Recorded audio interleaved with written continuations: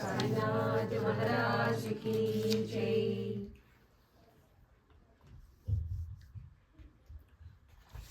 గత వారం స్వామివారు తమకి గురుపాదకులు ఎలా లభించాయో, ఇంత చిన్న సేవ చేస్తే అంతగా తన గురువు అనుగ్రహించారని చెప్పి స్వామివారు అక్కడ తమకు లభించిన పాదకుల గురించి ఈ రోజున స్వామివారి ఆశ్రమంలో ఉన్నటువంటి పాదకులు అవే పాదకులని మనకి తెలియజేశారు. అంటే స్వామివారు చెప్పారు, పాదకులు ఎగ్జిబిషన్ కోసమో చూపించుకోవటానికో అలా ఉండకూడదట. చాలా వరకు ఆశ్రమానికి వస్తున్న భక్తులందరూ కూడా మా పాదుకలు కావాలి అని అడుగుతూ ఉంటారు. స్వామివారు చెప్తున్నారు, కానీ నేనెప్పుడు నా గురుదేవుల్ని వారి పాదుకలు ఇవ్వమని అడగలేదు. గురువు మనసులో ఉండాలి, అక్కడి నుంచే కదా మనం స్మరించగలం. గురువు ఎప్పుడు కూడా మన మనసులో ఉండాలి, కానీ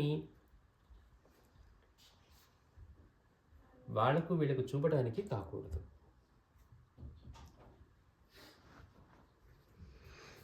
అని స్వామివారు తమకి రాకాడి బాబా వారు ఆ పాదుకులు ఎలా అనుగ్రహించారో మనం తెలుసుకున్నాం. అలాగే ఎప్పుడన్నా స్వామివారు కూర్చొని రాకాడి బాబా వారి గురించి మాట్లాడుతూ భక్తులతో చెప్తూ ఉంటే ఒక్కసారిగా వెలుగు రావటం, లేకపోతే ధన్మని ఒక మెరుపు మెరవటం, శబ్దం రావడం జరిగేయట. అలా జరిగినప్పుడు స్వామివారు చెప్పేవారు, మనం చెప్పుకునే మాటలు విని స్వామివారు బాబా వారు ఆనందిస్తున్నారు అని.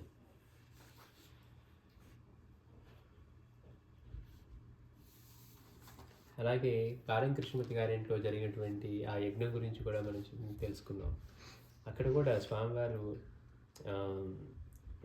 దాదాపు 2 సంవత్సరాల పాటు అక్కడ అద్భుతమైనటువంటి యజ్ఞాన్ని ఆయన హోమగుండాన్ని ఆరంభించిన తర్వాత ఎవరు లేకుండా ఉన్నా కానీ రాత్రిపూట వెలుగుతూ ఎవరో అందులో నెయ్యి పోసి అగ్ని ప్రజ్వలింపజేసినట్టుగా హోమగుండం వెలుగుతుంటుంది. వర్షం వచ్చినా ఏం వచ్చినా కానీ.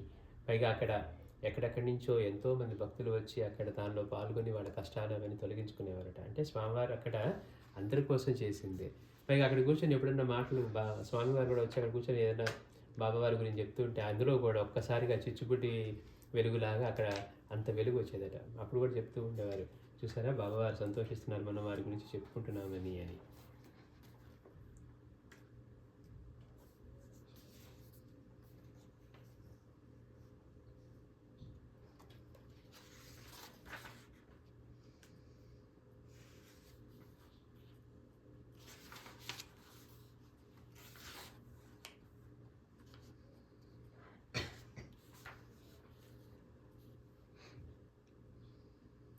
మారుమూల కుగ్రామంలో అజ్ఞాతంగా ఉండి ఆనాడు అలా వెలుగు చూడని పరమ గురూజీ పాదుకల నేడు ఎందరో భక్తులను చీకటి బ్రతుకుల్లో వెలుగు రేఖలు నింపుతూ ఉన్నాయి. అంటే అక్కడెక్కడో మారుమూల ప్రాంతంలో ఉన్నటువంటి బాబావారి పాదుకలు తర్వాత స్వామివారికి అనుగ్రహించడం ద్వారా మళ్ళీ ఇవాళ ఇక్కడికి వచ్చి ఎంతోమంది బాబావారి పాదుకలకి అక్కడ సేవ చేసుకొని వాళ్ళ చీకటి బ్రతుకుల్లో వెలుగు రేఖలు నింపుతున్నాయి.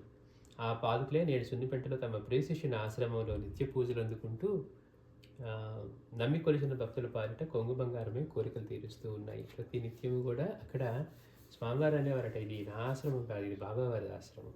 అంటే చూడండి గురుభక్తి ఎలా ఉంటుంది.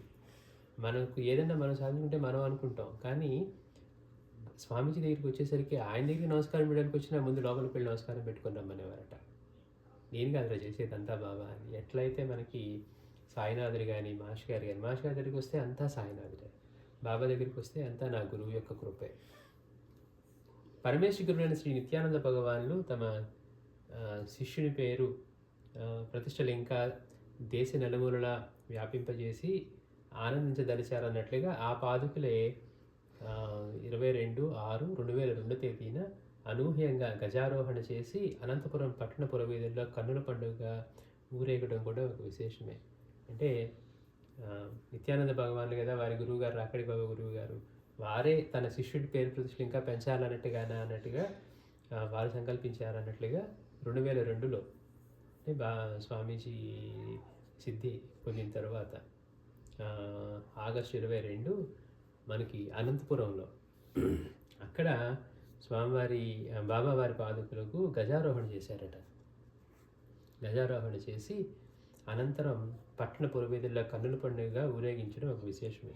లేకుంటే తమిళనాడు రాష్ట్రంలోని ఒక కుగ్రామమైన కలవై ఎక్కడ, బాబావారు పుట్టిన కలవై ఎంతో చిన్న గ్రామం.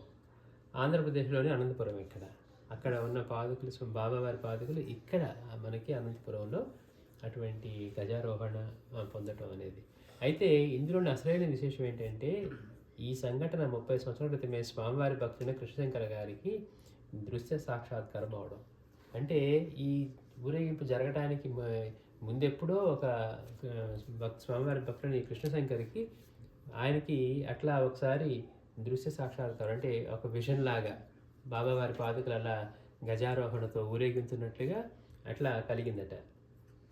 ఈ సంఘటన ఎలా జరిగిందంటే ఇంతకుముందు చెప్పినట్లుగా 1972 సంవత్సరంలో కారంకి కృష్ణమూర్తి గారింట్లో జరపబడిన ఆ యజ్ఞం జరిగే రోజుల్లో ఒకరోజు ఈ కారంకి కృష్ణమూర్తి, ఆయన భార్య శారదాంబ, వాళ్ళు నందికొట్కూరు వెంకటరామరాజు గారు, కృష్ణశంకర్ గారు ఆ హోమగుండం దగ్గర కూర్చొని బాబావారి గురించి మాట్లాడుతూ ఉండగా, అంతకుముందు ఒకసారి స్వామివారు తమ భక్తులతో బాబావారి గురించి మాట్లాడేటప్పుడు ఆ హోమగుండంలోని భస్మం నిప్పురవలతో ఎలా బుస్మని బయటికి వచ్చిందో అప్పుడు కూడా అచ్చం అలానే జరిగిందట. అంటే అంతకుముందు మనం చెప్పుకున్నట్టుగా ఒక్కసారిగా బుస్సుమని అందులో నుంచి భస్మం కూడా వచ్చిందంట. భస్మము నిప్పురవలు అంటే రాకాడి బాబావారి ప్రజెన్స్ని తెలియజేస్తుంది. అట్లానే మరోసారి కూడా జరిగిందట. ఆ భస్మనుల సంఘటన చూసిన పిమ్మట ఆశ్చర్యపరుతున్న ఆ నలుగురు బాబావారి మహత్తరమైన మరికొన్న లేని గురించి కొనియాడుతుండగా, అంటే అది చూసి వీళ్ళు మళ్ళీ బాబా గురించి ఇంకా చెప్పుకుంటూ ఉంటే కృష్ణశంకర్ గారి మధ్యలో కలగ చేసుకొని బాబావారి గురించి కొంత చులకనగా మాట్లాడసాగారు.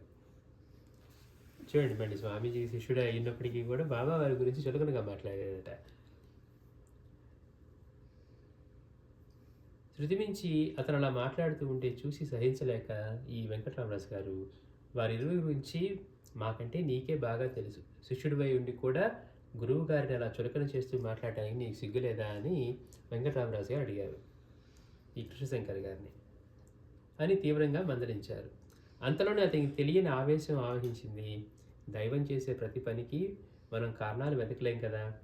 అతను అలా కృష్ణశంకర్ గారి వైపు చూస్తున్న కొద్దీ అతనిలో భావావేశం ఉప్పొంగుతూ కడకు కట్టలు తెచ్చుకుంది. వెంటనే రాజుగారు ఏం చేశారు, అప్రయత్నంగా లేచి బాబావారి దివ్య పాదుకలపై ఉన్న కుంకుమ తీసుకొని తల వంచి కూర్చున్న కృష్ణశంకర్ గారి చుట్టూ ఎడమ చేత్తో ఒడిసి పట్టుకొని తలను పైకి లేపి గురువెంట ఏంటో చూడరా అంటూ తన కుడి చేతిలోని కుంకుమ అతన్ని నొసటిపై పెట్టారు. అంటే ఒకసారి మరి ఎందుకు అలా మాట్లాడాడో కొంచెం దేనివల్లన్నా కానీ బాబావారి గురించి చులకనగా మాట్లాడుతూ ఉంటే రాజుగారు అన్నారంట, నీకు మా అందరికంటే నీకు ఎక్కువ తెలుసు, అట్లాంటిది నువ్వు ఇలా మాట్లాడటం నీకు మాట్లాడిన సిగ్గుగా లేదా అని చెప్పి మందలించి ఏం చేశారట, ఆయన ఇంకా అతను ఇట్లానే ఉండేసరికి ఒక్కసారిగా కోపం పెరిగిపోయి ఇక రాజుగారు లేచారట. అక్కడ బాబావారి పాదుకల మీద కుంకుమ తీసుకొని ఇతన్ని తల ఉంచుకొని ఉంటే అతన్ని చుట్టుపట్టుకొని లేపి ముఖానికి బాబావారి పాదుకలపై ఉన్న కుంకాన్ని ఆయనకి నొసటి పని పెట్టారట. తక్షణమే అతని కన్నులు మూతపడ్డాయి. అట్లా ఎప్పుడైతే అది పెట్టారో ఒళ్ళంతా చెమటలు పట్టేసి తీవ్రమైన చలిజ్వరం వచ్చినట్లు గజగజ వణికిపోతున్నాడు. అంటే బాబావారి స్పర్శ కలిగినటువంటి ఆ కుంకుమని ఎప్పుడైతే వీరికి పెట్టారో ఒక్కసారిగా అతని శరీరతత్వంలో మార్పు చేసి ఒళ్ళంతా చెమటలు పట్టిపోయి తీవ్రమైన చలిజ్వరం వచ్చినట్లుగా గజగజ వణికిపోతూ ఉన్నారు. చేతులు రెండూ జోడించి కన్నులు మూసుకొని తలపైకెత్తి ఏదేదో సుందర దృశ్యం చూస్తున్నట్లు ఆనందానుభూతిని అనుభవిస్తూ ఉన్నారు. వీళ్ళెవరికి తెలియదు ఏం జరుగుతుందో. కుంకుమ పెట్టారు, ఒళ్ళంతా వణికిపోతుంది, చెమటలు పట్టిపోయినాయి. ఏదో మళ్ళీనేమో రెండు చేతులు జోడించి కళ్ళు మూసుకుని తలపైకి ఎత్తి ఏదో ఒక సుందరమైనటువంటి దృశ్యాన్ని చూస్తూ ఉన్నట్లుగా అతను ఆనందానుభూతిని అనుభవిస్తున్నాడు. కారిపోతున్న కన్నీళ్లతో చెమటతోనూ ముఖమే కాక అతని బట్టలు తడిచిపోయాయి. అంటే ఒళ్ళంతా వణికిపోయింది, కళ్ళ నుంచి నీళ్లు కారిపోతున్నాయి. ఎప్పుడైతే కుంకుమ ఆయన నుసట పెట్టారో బాబావారి పాదుకల మీద కుంకుమ, ఒక్కసారిగా ఇంకా అతనిలో ఇంత మార్పు వచ్చి ఆనందము, కళ్ళ నీళ్లు కారిపోవడము, అతను దాన్ని ఎంజాయ్ చేసి తెలిసిపోతుంది ముఖంలో. అంటే ఆయనకి ఏదో దృశ్యం కనపడుతూ ఉంది. అట్లా ఆనంద పారవస్యంతో అబ్బా స్వామి గురుదేవా అంటూ ఉద్వేగంతో ఊగిపోతున్నాడు. అప్పుడు దాకా ఎలా పడితే అలా మాట్లాడిన అతను మిగతా వాళ్ళకి ఏమి ఉపద్రవం ముంచుకొచ్చిందోనని భయంతో ముచ్చెమటలు పోసాయి. ఏమైంది, ఎందుకు ఇలా జరుగుతుంది, ఏమి రాబోతుంది. కృష్ణశంకర్ గారిని ఎలా అయినా మామూలు స్థితికి తీసుకురావాలనుకున్నారు. అంటే అతను ఒక ఈ స్థితిలో ఉన్నాడని చెప్పి ఎట్లా కొట్లా అతను నార్మల్గా తీసుకురావాలని అప్పుడు ఒక సంఘటన వాళ్ళ మనసులో మెదిలింది. స్వామివారు కారం కృష్ణమూర్తి గారింట్లో విడిది చేసి ఉన్నప్పుడు రాజుగారు రోజు ఉదయమే వెళ్ళి దర్శనం చేసుకునేవారు. అంటే కారం కృష్ణమూర్తి గారింటికి స్వామివారు ఎక్కువ వెళ్ళేవాళ్ళు.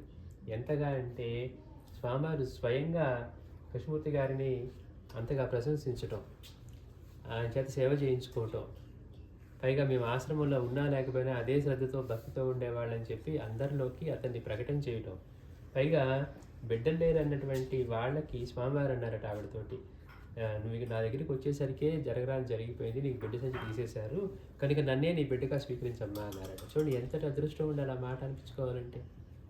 ఆయన అపారమైన కరుణ ప్రేమ. ఏదో మనకేదో పండు లేకపోతే మన కోరిక తీరిస్తేనే అబ్బో అనుకుంటాం. అట్లాంటిది ఆయన ఏమంటున్నారు, నన్నే నీ బిడ్డగా అనుకో అని స్వామివారు అంతటి ప్రేమని అంటే ఆ కుటుంబంతో అట్లా చూపించారు.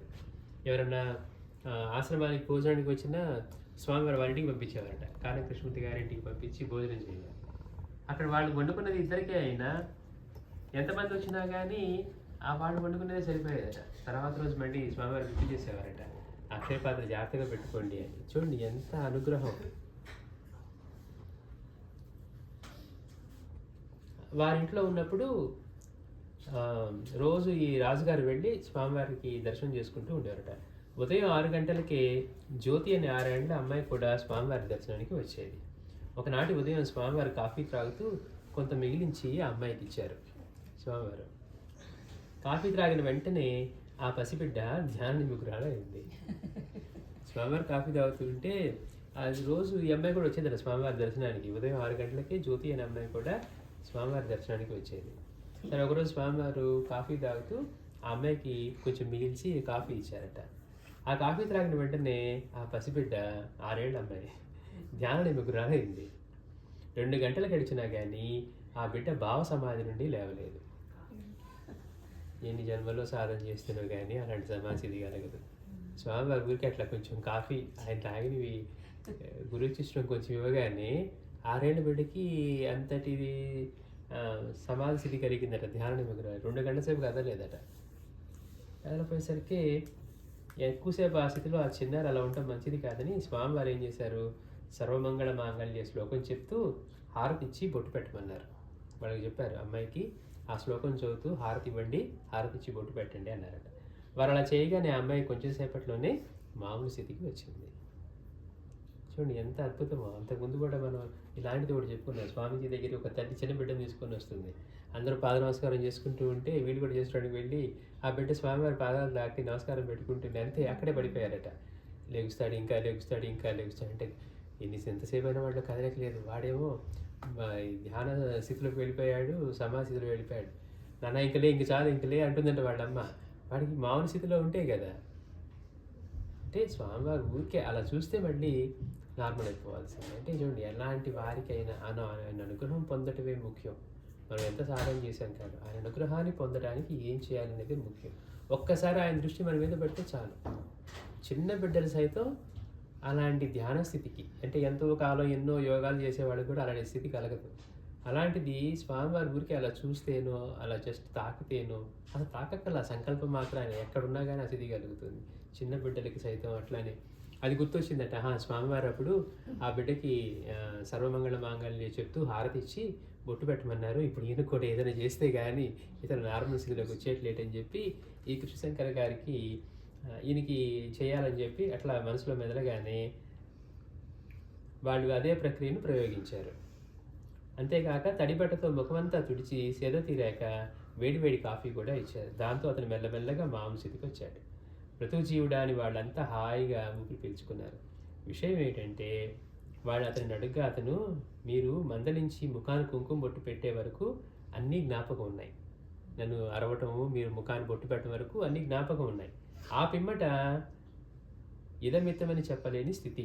అప్పుడు నా మనోఫలకంపై అతి స్పష్టంగా ఒక సుందరమైన దృశ్యం ప్రత్యక్షమైంది. అంటే అప్పుడు దాకా మరి స్వామీజీతో పాటు బాల్య స్నేహితుడు అట్లాంటి వాడు మరి స్వామి దగ్గరికి వచ్చి ఉండి స్వామివారి మహత్యం చూసి స్వామివారి గురువు గారి గురించి అలా మాట్లాడటం ఎందుకు జరిగిందో మనకు తెలియదు. ఏదైనా కానివ్వండి వీళ్ళ తర్వాత ఈ కుంకుమ ఎప్పుడైతే బాబా పాదకుల మీద కుంకుమ పెట్టారో అప్పటి వరకు నాకు గుర్తుంది. ఆ తర్వాత నాకేం తెలీదు. అప్పటి నుంచి నా మనోఫలకంపై అంటే అతనికి ఒక విజన్ జరుగుతూ ఉందనమాట. ఒక అద్భుతమైన దృశ్యం కనపడుతూ ఉంది. అతి స్పష్టంగా ఒక సుందరమైన దృశ్యం ప్రత్యక్షమైంది. ఒకానొక పట్టణం, దాని పురవీధుల గుండా మంగళ వాయిద్యాల మధ్య ఏనుగు అంబారీపై ఊరేగుతున్నటువంటి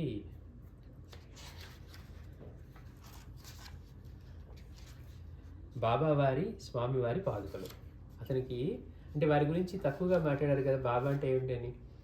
అట్లాంటిది ఇంకా ఒక్కసారిగా అతనికి అద్భుతమైన దృశ్యం కనపడి, అందులో ఒక పట్టణంలో మంగళ వాయిద్యాల నడుమ పురవీధుల గుండా ఏనుగు అంబారీపై ఊరేగుతున్నటువంటి ఇద్దరివి, బాబావారివి, స్వామివారి పాదుకలు. ముందు వెనకాల ఎంతో కోలాహలం. దివి నుండి దేవతలు పుష్పవర్షం కురిపిస్తూ ఉన్నారు. ఇంకా కొంచెం సేపు అలానే ఉంటే ఇంకా ఏం దృశ్యం కనిపించేదో, కానీ మీరు ఓపిక పట్టలేక తడిగొడ్డుతో నా ముఖం తుడిచి నా భావ సమాధికి నిజంగానే సమాధి కట్టారు. అంటే అతనికి ఏమైపోయిందని వీళ్ళ భయం. ఉపాసన శాస్త్రి కనుక ఆయన ధ్యానంలోకి వెళ్ళగానే ఆయన భార్యకి అమ్మో ఈయనకి ఏదో జరిగిందని చెప్పి తీసుకుని నీళ్ళు కొట్టిందంట. అంతే, శ్వాస కూడా ఆడని పరిస్థితికి వచ్చింది.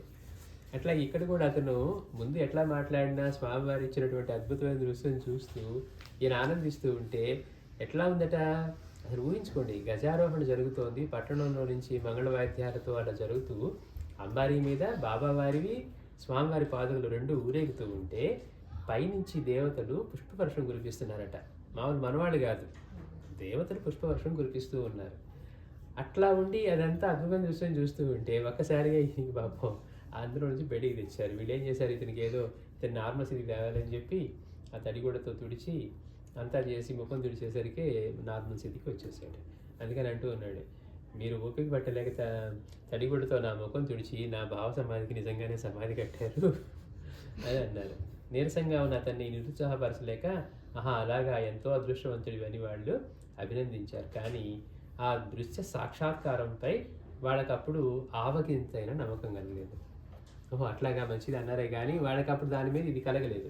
అయితే ఆ తర్వాత ఎన్నో వసంతాలు గడిచిపోయాయి. చివరికి అనంతపురం వాస్తవ్యులు సాధనాపరుడైన అప్పాస్వామి గారు, స్వామివారి భక్తుడు శిష్యుడు అని చెప్పొచ్చు, అప్పాస్వామి గారు స్వామివారి వద్ద శిష్యత్వం స్వీకరించి వారి నుండి ఎన్నెన్నో దివ్య మంత్రాలను పొంది అందులో నిష్ణాతులయ్యారు. వీరు సాధన చేసినప్పుడే స్వామివారు చెప్పారనమాట, ఇతనికి జిల్లెండుముడి కాదు, అదేంటి జిల్లేడు చెట్టు అక్క గణపతి అంటే ఆ భూమిలో గణపతి ఇది ఫామ్ అవుతుందంట. అట్లా అవన్నీ వచ్చి రావటం, స్వామివారి కమేరు నుంచి అవటం, ఇవన్నీ కూడా అంటే గొప్ప సాధకుడు ఆయన కూడా. అట్లా అప్పాస్వామి గారు ఆయన స్వామివారి శిష్యుడయ్యి తర్వాత తన గురుదేవులైన శ్రీ పూర్ణానందుల వారి ఆదేశానుసారం అతను శ్రీ సంపత్కరి శ్రీ షోడశీ విద్యను 1 సంవత్సర కాలం మహాదీక్ష చేసి దీక్షను దిగ్విజయంగా సంపూర్తి చేసి ఆ దీక్షా విరమణ సందర్భాన్ని పురస్కరించుకొని కొన్ని విశేష పూజలు నిర్వహించారు. ఆ సందర్భంలో అప్పాస్వామి గారు తమ గురుదేవుని మరియు పరమ గురువులైన పూజ్య శ్రీ రాకాడి బాబా వారి పాదుకలను ఊరేగించి ఆ పట్టణవాసులు కూడా గురుదేవుల యొక్క అనుగ్రహాశీస్సులు పొందాలని కోరుకున్నారు. అట్లా కావున రాకాడి బాబా వారి పాదుకలు ఏనుగుపై ఏర్పాటు చేసిన అంబారీలో ఉంచారు. అంటే ఎందుకు జరిగింది అదంటే ఆయన అవన్నీ దీక్షలు చేశారట. స్వామివారి దగ్గర ఇచ్చిన తర్వాత ఆ దీక్షను విరమించేటప్పుడు విశేషమైన పూజలు చేస్తూ అప్పుడు స్వామివారి ఆదేశానుసారం అప్పుడు ముందే ఇచ్చుంటారు స్వామివారు 2000లో కదా వారి సిద్ధి పొందింది, ఇది 2002లో వచ్చిందంటే ముందే ఇచ్చారనమాట. ఇచ్చిన తర్వాత వీరు అప్పుడు స్వామివారి పాదుకల్ని బాబావారి పాదుకల్ని ఇట్లా ఏనుగు అంబారీపై పెట్టి అట్లా అంబారీలో ఉంచారు. స్వామివారి చిత్రపటాన్ని వారి పాదుకలను పుష్పక రథంపై ఉంచారు. అలా ఆ అనంతపురం రాజవీధుల గుండా నభూతో నభవిష్యత్ అన్నట్లుగా ఆ ఊరేగింపు మొదలైంది. అంతటా అంబరాన్ని తాకే సంబరాలే. వివిధ విన్యాసాలు చేసే మందుగుండు సామాగ్రి గగనానికి ఎగిరి ఆదిశేషుని వలె శిరస్సును ఆడించేవి. అంటే ఈ ఫైర్ క్రాకర్స్ ఇవన్నీ కూడా అంటే వాళ్ళు అంత ఘనంగా చేశారనమాట ఆ ప్రొసెషన్ని. అట్లా భూతలంపై వింత వింత కాంతిని వెదజల్లుతూ విచిత్ర విన్యాసాలు చేసేవి కొన్ని. నాదస్వర విద్వాంసులు వినిపించే వీణుల విందైన భక్తి పాటలు, హిందూ మేళ షో డ్రమ్స్, వారిచే సుమధుర సంగీతము, చక్కని లయ విన్యాసాలు ముచ్చటగొలిపే చెక్క భజనలు, కోలాటాలు, కీలుగుర్రాల నృత్యాలు, ఇలా ఇంకెన్నెన్నో సంబరాలు.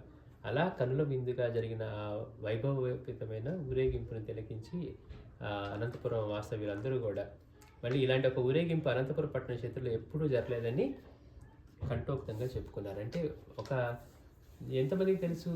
చాలామందికి తెలియదు స్వామివారు కానివ్వండి, రాకడి బాబువారు కానీ అంత అద్భుతంగా అప్పాస్వామి గారు తమ గురుదేవుల ఆదేశానుసారం ఆయన అన్ని దీక్షలు సంపత్తిని ఇవన్నీ చేసిన తర్వాత సాధనలు చేసి తర్వాత విరమించేటప్పుడు బాబావారి స్వామివారి పాదకలను అంత ఘనంగా గొప్ప ప్రొసెషన్ అదంతా నిర్వహించి అద్భుతంగా చేశారట. అట్లాంటి ఊరేగింపు ఒకటి ఎప్పుడు కూడా అనంతపురం చరిత్రలో జరిగినట్టుగా లేదని అందరూ చెప్పుకున్నారు. ఆ దృశ్యాలను చూసి అందరూ కూడా ఆనందిస్తుంటే రాజుగారు మాత్రం ఆనందంతో పాటు ఆశ్చర్యాన్ని కూడా అనుభవించారు.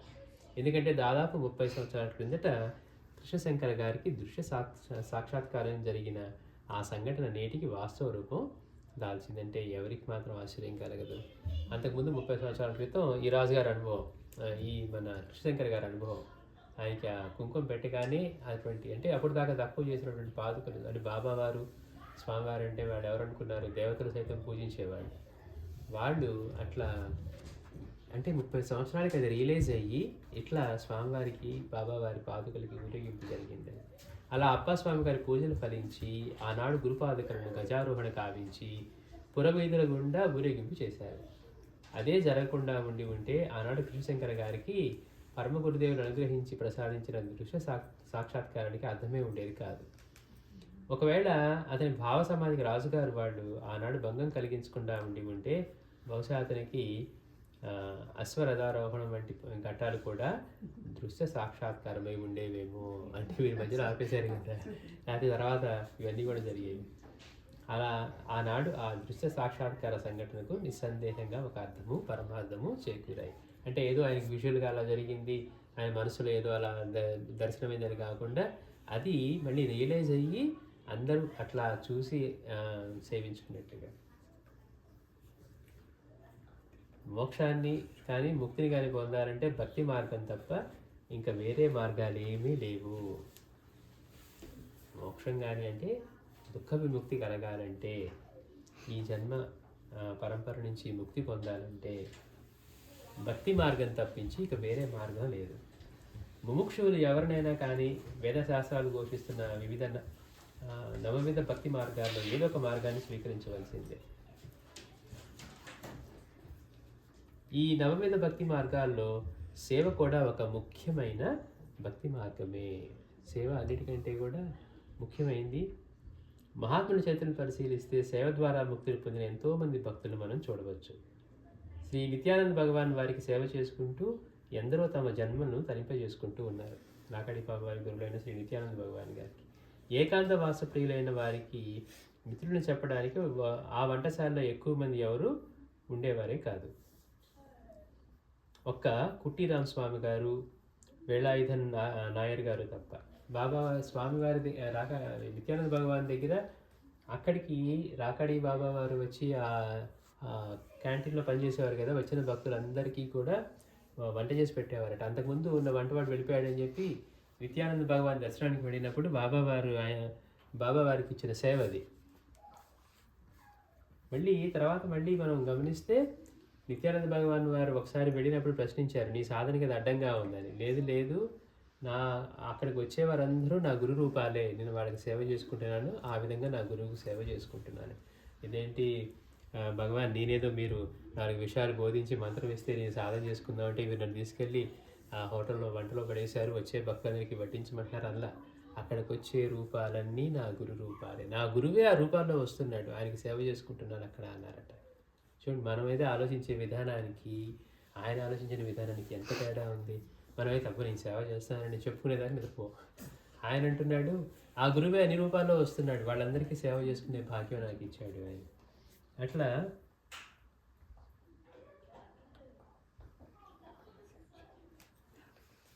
ఆ వంటశాలలో కూడా ఎక్కువ మంది ఉండేవారు కాదు. ఒక కుట్టిరామ్ స్వామి గారు, వేళాయుధన్ నాయర్ గారు తప్ప.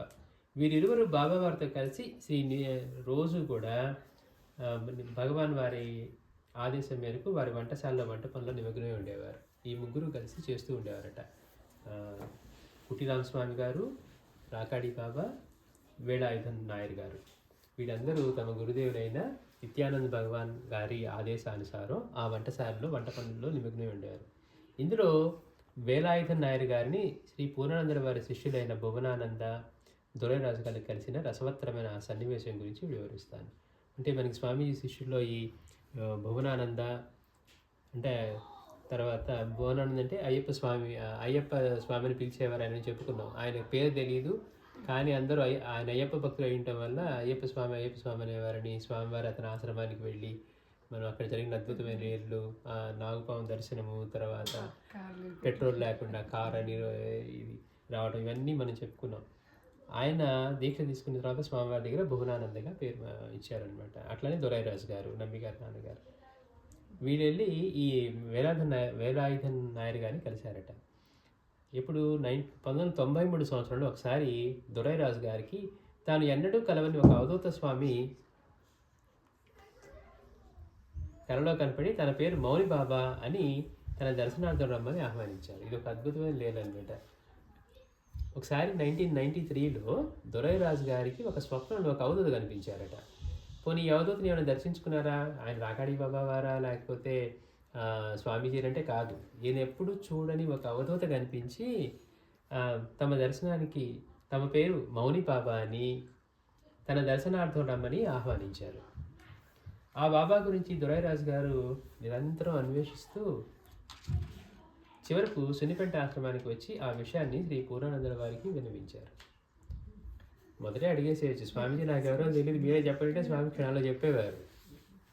కానీ ఎంతో అన్వేషణ చేసి ఏ మౌలి బాబా ఎవరో మనకి తెలియదు, ఆయన ఎక్కడ ఉంటారో, ఏదేమో స్వప్నంలో కనపడి రమ్మన్నారు అని చెప్పి ఇక అన్వేషించి చివరికి వచ్చి స్వామీజీ దగ్గరికి వచ్చి ఆ విషయాన్ని స్వామివారికి విన్నవించగా వారు అర్థవంతమైన ఒక చిరునవ్వుతో అతన్ని షిరిడీకి తీసుకువెళ్ళమని తమ మరొక శిష్యుడైన భువనానంద గారిని ఆదేశించారు. చూడండి గమ్మత్తు. వచ్చి అడిగాడు, స్వామీజీ ఎవరో స్వప్నంలో కనపడి అంటే చూడండి, స్వామికి తెలియకుండా ఏమన్నా ఉంటుందా? కానీ మళ్ళీ మనం చెప్పుకునేటప్పుడు ఎట్లా అనుకుంటున్నాం, ఓహో స్వామి వేరే, ఆ వచ్చిన ఎవరో వేరే అనుకుంటూ ఉంటాం. కానీ ఇట్లా చెప్తే స్వామివారు నవ్వారట. ఒక అర్థవంతంగా ఒక నవ్వు నవ్వి భువనానందని పిలిచి మీరు దొరైరాజు గారిని షిరిడీ తీసుకువెళ్ళండి అన్నారట. ఆ ఇరువురు శిష్యుల ఆశ్రమం నుండి బయలుదేరి ఎన్నెన్నో పుణ్యక్షేత్రాన్ని దర్శించుకుంటూ ఆ షిరిడీ యాత్రలో ఆశ్చర్యకరమైన ఎన్నెన్నో దివ్యానుభూతులను పొందుతూ అట్లా ఒకరోజు శ్రీ షిరిడీ సాయినాథుల వారి సన్నిధికి చేరుకున్నారు.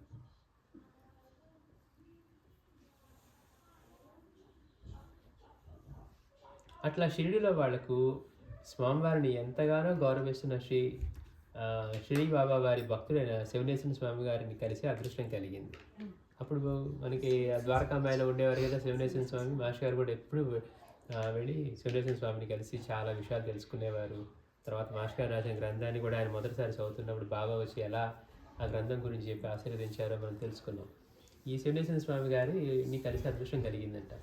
వారితో దొరైరాజు గారు తమ యాత్ర ఉద్దేశం తెలుపుగా స్వామీజీకి వెళ్ళి చెప్పుకుంటే స్వామీజీ ఏమన్నారు, ఆయన ఊరికే నవ్వి మీరు షిరిడీ తీసుకువెళ్ళండి అని చెప్పారట. బాబా దగ్గరికి వెళ్ళి దర్శనం చేసుకోమని. సరే ఇక్కడికి వచ్చి ఈయనకి చెప్పుకుంటున్నారు,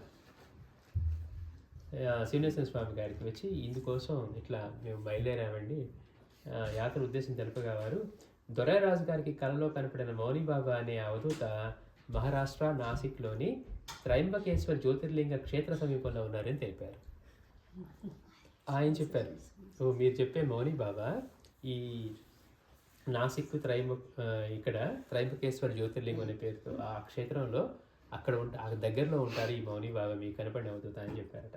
అలా దొరైరాజు గారు ఈ భువనానంద గారు ఇద్దరు త్రయంబకేశ్వర్ వెళ్ళి మౌని బాబా వారి కుటీరానికి చేరగా వాళ్ళు అక్కడ శ్రీ నిత్యానందుల వారి గురించి సంకీర్తన చేస్తున్న వేలాయుధన్ నాయర్ అనే ఒక వ్యక్తి పరిచయం అయ్యాడు. అంటే ఇక్కడ రాకాడి బాబా వారితో కలిసి అక్కడ వంటలో చేసేటువంటి ఈ నాయర్ గారు అక్కడ ఉన్నారట, వేలాయుధర్ నాయర్. అక్కడ బాబా గురించి ఆయన కీర్తనలు చేస్తూ అక్కడ ఉన్నారట. కుశల ప్రశ్నల మధ్య అతను నా గతి ఇలా వచ్చిపోయే వాళ్లకు వంట చేసి పెట్టడంతోనే సరిపోయింది, నాలా ఆ మునిస్వామి కూడా వంట వార్పులతో గడిపేవాడే కానీ వంటలు చేసి వాడు మహాత్ముడయ్యాడు అన్నారట. చూడండి గమ్మత్తు. ఎవరా మునిస్వామి తెలియదు, ఆయన అక్కడ ఉంటారని చెప్పారు. ఇక్కడికి వస్తే ఈ వేలాయుధన్ గారు కనపడ్డారట. కనపడి ఆయన అక్కడ రాకాడి బాబు వారి గురువులైనటువంటి నిత్యానంద భగవాన్ వారి గురించి సంకీర్తన చేస్తూ ఉన్నాడంట. అక్కడికి వెళ్ళినప్పుడు వీళ్ళకి పరిచయం అయింది. సరే కుశల ప్రశ్నలు వేసుకున్న తర్వాత అతను ఆయన చెప్తున్నాడు, ఎవరు వేలాయుధన్ నాయర్ గారు, నా గతి ఇలా వచ్చిపోయేవాడికి వంట చేసి పెట్టడంతోనే సరిపోయింది, నాలా ఆ మునిస్వామి కూడా వంట వార్పులతో గడిపేవాడే. చూడండి గమ్మత్తు. నాలా ఆ మునిస్వామి కూడా వంట వార్పులతో గడిపేవాడే కానీ వంటలు చేసి వాడు మహాత్ముడయ్యాడు అన్నారు. ఎందుకు ఎట్లాంటి ఏమి చెప్తున్నారు, వచ్చే వాళ్ళందరూ నా గురుదేవ స్వరూపాలే అని చేసేవాళ్ళు ఉంటారు, ఏదో వంట చేస్తున్నావు సేవ అనుకునేవాళ్ళు ఉంటారు అని కొంత విసుగుతో చెప్పగా వారిరుకి కలిగిన ఆశ్చర్యం అంతో ఇంతో కాదు. ఎవరికి? ఈ భువనానంద గారికను దొరైరాజు గారికి. ఎందుకంటే ఆ మునిస్వామియే కదా తమ వరమగురుడని శ్రీ రాకాడి బాబా వారు. అంటే ఇంతవాడి కలిసి అక్కడ అంటే వెంటనే వీడికి ఆశ్చర్యం కలిగిందట. ఈ విషయం తెలిసిన వేలాయుధన్ నాయర్ గారికి కలిగిన ఆనందం వర్ణాతీతం. అంటే అంటే వీళ్ళు అక్కడి నుంచి వచ్చిన వాళ్ళు అని. కేరళలోని కన్నూరు వాస్తవుడైన వేలాయుధన్ నాయర్ గారు తన చిన్నతనంలో పూర్వం శ్రీ నిత్యానంద భగవాని వారి గురుదేవులైన శ్రీ శివానంద పరహంసుల వారి కేరళలోని వడకర సిద్ధాశ్రమంలో కొంతకాలం సేవలు చేసి వచ్చిన వారే. అంటే నిత్యానంద భగవాన్ గురువు అయినటువంటి శివానంద పరమహంస వారి ఆశ్రమంలో కూడా అక్కడ కూడా ఆ సిద్ధాశ్రమంలో కొంతకాలం సేవ చేసి తర్వాత ఇక్కడికి వచ్చారట. ఇలా ఏ కోణంలో చూసినా తామంతా ఒకే గురు పరంపరకు చెందిన వారేనని తెలిసి ఆ ముగ్గురు ఎంతగానో సంతోషించారు. అంటే గురు బంధువులు అంటే వాళ్ళు. ఇటు చూసినా ఇటు ఈయన బాబావారితో ఉన్నవారు, అలాగే నిత్యానంద భగవాన్తో ఉన్నవారు. వీళ్ళకేంటి, ఆయన పరమ గురువులు, పరమేశ్వరి గురువులు. అంటే స్వామివారి గురువులు కదా, వీళ్ళకి పరమ గురువులు, ఆయన గురువు పరమేశ్వరి గురువు. సో వీళ్ళందరూ మనం ఈ ముగ్గురు దగ్గరే ఉన్నాం, ఈ ముగ్గురు ఈ గురు పరంపరలోని వాళ్ళమే ఈ ముగ్గురం కూడా అని చెప్పి వాళ్ళందరూ సంతోషపడ్డారట. ఆ రోజు రాత్రి దొరైరాజు గారు, భువనానంద గారు మౌనబాబా వారిని దర్శించి సంతృప్తి చెందారు. అయితే మౌనంగా ఉండే మౌనిబాబా వారు ఒక కాగితంపై నా రూపాన్ని చూపించి దేవుడు నిన్ను మోసం చేశాడు అని రాశారట. ఆయన మౌనిబాబా మౌనంగా ఉంటారట. చూడండి గమ్మత్తు. ఇదంతా కూడా ఒక అద్భుతం. మన చివరిదాకా వెళ్తే కానీ అర్థం కాదు. చెప్పే వాటిని బట్టి రాకాడి బాబా అని తెలుస్తుంది. మళ్ళీ ఇక్కడికి వచ్చిన తర్వాత ఆ కాగితంపై ఆయన సరే వచ్చారట, ఆయన దర్శనం చేసుకున్నారు వీళ్ళిద్దరూ. దర్శనం చేసుకున్న తర్వాత మౌనిబాబా ఏం చేశారట, ఒక కాగితం పైన నా రూపాన్ని చూపించి దేవుడు నిన్ను మోసం చేశాడు అనే వాక్యం రాసి వాళ్ళకి చూపించారు. ఇప్పుడు మనకి ఎంత నవ్వొస్తుందంటే మనం కూడా ఏం చేస్తూ ఉంటాం, నేను మౌనమండి అంటూ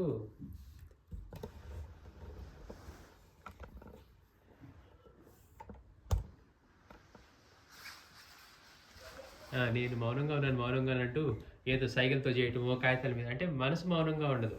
ఇవాళ ఇది మౌన దీక్ష అండి అంటాం, కానీ నోటి తెరవట్లేదు, కానీ మైండ్ అంతా ఆలోచనలు, ఎవరికి ఏం చెప్పాలా సైకిల్ చేస్తూనే ఉంటారు.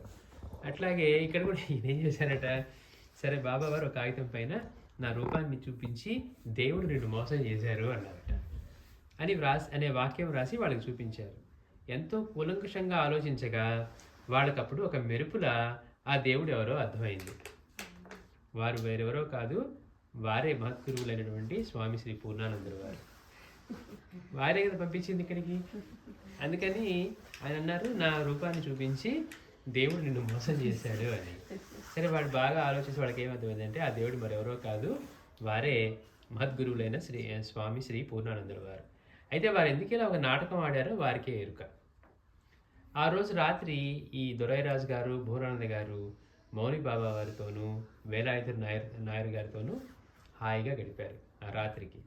అయితే మరునాడు ఉదయం మౌని బాబా వారు బయటికి వెళ్లే ముందు ఈ వేలాయుధన్ నాయర్ గారితో వాళ్ళకేమైనా తినడానికి పెట్టమని సైగ చేశారు. చూడండి, అక్కడ వేలాయుధన్ నాయర్ అంటే అక్కడ ఉన్నవారే. ఇప్పుడు వీళ్ళిద్దరూ వచ్చారు, ఆయన కూడా వచ్చారు, రాత్రి హాయిగా గడిపారట. తర్వాత ఉదయం ఈయన బయటకు వెళ్తూ వేలాయుధన్ గారితోటి చెప్పారట, వాళ్ళకేమైనా తినడానికి పెట్టమని సైగ చేశారు. అవునవును, నా పని అదే కదా, అంటే ఇంకా వంట పని చేసి పెట్టడం, వచ్చిన వాడికి అన్ని పెట్టడమే కదా. అవునవును, నా పని అదే కదా, అని అదే కదా, అయితే మునిస్వామి సిద్ధపురుషుడు అయ్యాడు కానీ నాకేమీ లేదు. ఆయన వంట చేశాడు కానీ నాలాగే, కానీ ఆయన సిద్ధపురుషుడు అయ్యాడు, నేను మాత్రం ఏం కాలేదు, వచ్చిన వాళ్ళందరికీ వంట చేసి పెట్టడమే కదా అని అట్లా అంటూ ఉన్నారనమాట. అవునవును, నా పని అదే కదా. ఆయన మౌన స్వామి వెళ్తూ వీరికి తినడానికి ఏమైనా పెట్టు అంటే, ఇంకా నా పని అదే, వాళ్ళకి చేసి పెట్టడం, వీళ్ళకి చేసి పెట్టడం, వచ్చే వాళ్ళందరికీ చేసి పెట్టడమే కదా అని మళ్ళీ అంటున్నారు. ఏమని, ఆ మునిస్వామి సిద్ధపురుషుడు అయ్యాడు కానీ నాకేం కాలేదు, నేను వంట చేస్తూ మాత్రం మిగిలిపోయానని చెప్తున్నారు అని పొడుగుతూ వాళ్ళతో, మీరేమైనా తిని వెళ్ళండి, మీరు మాట్లాడుతూ ఉండండి, నేను కొంచెం బయటికి వెళ్ళి వస్తాను అని అంటూ వెళ్ళిపోయారు. 10 నిమిషాల్లోనే వారు 3 టమోటాలు, ఒక కొబ్బరి చిప్ప, కొంచెం మజ్జిగ తీసుకొని వచ్చి వంట చేయడం ప్రారంభించారు. చూడండి ఎంత అద్భుతంగా ఉంటుందో. బయటికి వెళ్ళారట, సరే మీరు మాట్లాడుకుంటుండండి, ఇప్పుడే వస్తానని చెప్పి ఆయన బయటికి వెళ్ళారట. ఎవరు, వేలాయుధన్ గారు. వాళ్ళు వెళ్ళి ఒక 3 టమోటాలు, ఒక కొబ్బరి చిప్ప, తర్వాత కొంచెం మజ్జిగ ఇవి తీసుకువచ్చి వంట చేయడం ప్రారంభించారు. వాటి అమృతి ఏం వంట చేస్తారు. ఆ వంట చేసే సమయం అంతా అతను నిత్యానంద భగవాన్ గారి గురించి వివరిస్తూ, చివరకు వారు చేసినట్లు మన వల్ల అవుతుందా అంటే, ఆయన గురువు కదా, ఆయన గురువు గారి గురించి చెప్తున్నారు, అంతా భగవాన్ గురించి చెప్తూ ఆయన చేసినట్లు మన వల్ల అవుతుందా అని అంటూ ముగించారు. ఆ తర్వాత వారు కొబ్బరి పచ్చడి, టమోటా బాత్, 2 గ్లాసుల్లో మజ్జిగ తయారు చేసి వాళ్ళిద్దరికీ విస్తరాకుల్లో వడ్డించగా, బోరానంద్ గారు, బాబా మీరు కూడా కూర్చుంటే బాగుంటుంది, మనం ముగ్గురం కలిసి తినవచ్చు కదా అని అనగా, వీళ్ళిద్దరికి పెట్టారట. కాదు, మీరు కూడా కూర్చోండి, మనతో అందరం కలిసి తిందామని అనగా, అతను సరే అట్లానే కానీ అంటూ తాను కూడా వడ్డించుకున్నాడు, వేలాయుధన్ గారు కూడా. అయితే ఇందులో చిత్రం ఏంటంటే, వాడు చూస్తూ ఉండగానే ఒక చిన్న గిన్నెలో ఒకే ఒక గ్లాస్ బియ్యం పెట్టారు, కానీ ఎన్ని మార్లు వడ్డించినా ఆ గిన్నెలో అన్నం అలాగే ఉంది. వాళ్ళకి వడ్డింది కొంచెమే, ముగ్గురు కూర్చున్నారు, ముగ్గురు వడ్డించుకున్నారు, ఎంత వడ్డించినా మళ్ళీ ఆ వడ్డింది అట్లానే ఉంటుందట. ఆ గిన్నెలో అన్నం అలాగే ఉంది. పైగా ఆ వంటకాలన్నీ వాళ్లకు అమృత తుల్యంగా అనిపించాయి. ఆతితో వాళ్ళు ఆ అమృత భోజనం ఆరగిస్తూ ఉండక అతను, తినండి ఇంకా తినండి అంటూ వాళ్ళకి మళ్ళీ మళ్ళీ వడ్డిస్తూనే ఉన్నారు. చివరకు మజ్జిగన్నం తింటూ ఉండగా ఆయన, మీరంత దూరం నుంచి వచ్చారు, అయితే పాయసంతో మీకు భోజనం పెట్టలేకపోయాను అని బాధపడుతూ అన్నారు. ఎవరు, వేలాయుధన్ గారు అన్నారు, మీరు అంత దూరం నుంచి వచ్చారు, నేను మీకు, ఎక్కడేది, మహారాష్ట్ర ఈ త్రయంబకం నాసిక్ల దగ్గర అనమాట, అందుకని ఆ కుటీరం అక్కడ కదా ఉంది, అయ్యో మీరు ఇంత దూరం నుంచి వచ్చారు, నేను మీకు పాయసంతో పెట్టలేకపోయాను అని అన్నారట. అని బాధపడుతూ అన్నారు. అప్పుడు ఒక అద్భుతం జరిగింది. త్రాగడానికి గ్లాసులో మిగిలి ఉన్న మజ్జిగ తీసుకోగా వాళ్ళకి మజ్జిగకు బదులుగా ఆ గ్లాసులో సేమియా పాయసం కనపడింది. అప్పుడు కానీ స్వామివారు తమ గురు పరంపరలోని మరొక సిద్ధ పురుషుల దర్శన భాగ్యాన్ని తమకు ప్రసాదిస్తున్నారని వాళ్ళకి అర్థం కాలేదు. ఈయన బయటికి ఏమంటున్నాడు, మౌనస్వామి మాత్రం సిద్ధపురుషుడు కానీ నేను మాత్రం ఇలానే ఉడిపోయాను అంటున్నారు, కానీ ఈయన కూడా సిద్ధపురుషుడే. అందుకని కానీ బయటికి వెళ్ళి చెప్తున్నాడు, నీ ఉంది అందుకే కదా, వంట చేసి పెట్టడానికే కదా అంటూ ఉన్నాడు. వీడికి వంట చేసి పెట్టిన తర్వాత, అయ్యో మీకు పాయసంతో పెట్టలేకపోయాను, అప్పటికి కనపడుతూ ఉంది ఆయన వండింది చిన్న గ్లాసు బియ్యం అట, ముగ్గురు తింటూ ఉన్నా, ఎంత తింటున్నా, ఎన్నిసార్లు వడ్డించుకున్నా కానీ అక్కడ అంతే ఉంటుందట. పైగా మీకు పాయసంతో పెట్టలేకపోయాను అని అన్న తర్వాత కూడా వాళ్ళు మజ్జిగ గ్లాసులో పాయసం సేమియా పాయసం ఉందట. వీళ్ళందరికీ కూడా ఇద్దరికి ఎంతో ఆశ్చర్యం కలిగింది. అప్పటికి అర్థమైంది, ఓహో స్వామివారు ఎందుకు పంపించారంటే తమ గురు పరంపరలో ఇంకొక సిద్ధ పురుషుడి యొక్క దర్శనం కూడా చేయించాలని చెప్పి వాళ్ళకి పంపించారు అని అర్థమైంది. అప్పుడు చూసారా, పూల నుండి దారానికి మోక్షం వచ్చినట్లుగా మహాపురుషులకు నిస్వార్థమైన సేవలు అందించే అసలైన సాధకులు పొందవలసిందేదో అది వారు పొందగలరని ఈ సంఘటన రుజువుపరుస్తుంది కదా. అట్లా నిజమైన ఒక గురువు తమ భక్తులకు, శిష్యులకు ప్రయోగాత్మకంగా అంటే స్వీయ అనుభవాల ద్వారా విషయాన్ని తెలియజేస్తారు అని తెలుస్తుంది. అట్లా ఎంత అద్భుతం చూడండి. ఆయన మాత్రం చూస్తానికి మాటలు చెప్తున్నారు ఊరికే, నా దగ్గర ఏమి లేదు, ఆయన మాత్రం సిద్ధపురుషుడు అయ్యాడు, నేను ఇట్లానే ఉండిపోయాను అని ఆయన ప్రకటిస్తూ ఉన్నా కానీ అక్కడ జరుగుతున్నవి చూస్తే, ఓహో స్వామివారు ఇందుకే పంపించారు ఇక్కడికి, తమ గురు పరంపరలోని ఇంకొక మహాత్ముని దర్శనం చేయించాలి అని. అంటే రాకాడిబాబు వారితో కలిసి నిత్యానంద భగవాన్ గారి గురువు గారిని అక్కడ ఆశ్రమంలో సేవ చేసుకొని ఇక్కడ ఆయన సేవ చేసుకున్నారు. అంటే స్వామీజీ చూడండి ఎంత డైరెక్ట్గా చెప్పచ్చు కదా, అట్లా చెప్పకుండా మీరు షిరిడి వెళ్ళండి అన్నారు. బాబా కనుక కాకా దీక్షిత్ ఇంట్లో పని పిల్ల తెలియజేసేది అన్నట్లుగా మీరు షిరిడి వెళ్ళండి, ఆయన చూసుకుంటారు అన్నారు. అక్కడికి వెళ్తే శివనేశ్వర స్వామి చెప్పారట. ఎక్కడికి వెళ్తే చెప్తారో తెలిస్తే వచ్చిందారో తెలియదు ఆయనకి. ఇదంతా స్వామివారి ఆడిన నాటకం అనమాట. అట్లా పంపించి బాబా వారి దర్శనం చేయించి అక్కడ మళ్ళీ మౌన బాబా ఈయన దర్శనం చేయించి మళ్ళీ ఇంకొక సిద్ధకృష్ణ వేలాయుధన్ గారి ఆయన దర్శనం చేయించారు అని వాళ్ళు చెప్పుకుంటారు. అంత అద్భుతమైన లీలలు అనమాట ఇవన్నీ. శ్రీ సచ్చిదానంద సద్గురు సాయినాథ్ మహారాజ్ కీ జై.